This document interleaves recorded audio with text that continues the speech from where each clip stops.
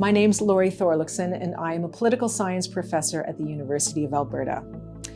Well, the good news is that most people don't oppose the energy transition. According to my own research and data that we collected in 2020 in Alberta, suggests that 79% of Albertans want to transition toward renewables, and 51% favor transitioning away from fossil fuels. And so we're thinking about energy transition in these two parts. So there's strong support in Alberta for moving towards renewables. A little bit more difficult for people to think about the idea of giving up fossil fuels, which is what our provincial economy is based upon.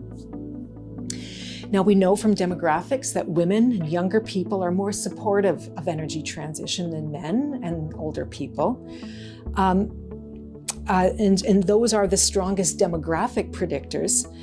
In terms of values and attitudes, one of the strongest predictors for support for energy transition is belief in and concern about climate change.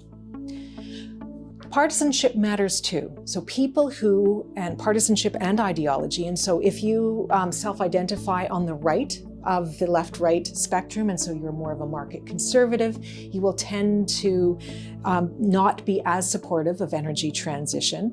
And people who identify with, in Alberta, the UPC party, or federally with the Conservatives, tend not to be as supportive of energy transition. Now, we also found that climate anxiety, so concern about climate change, is a strong predictor.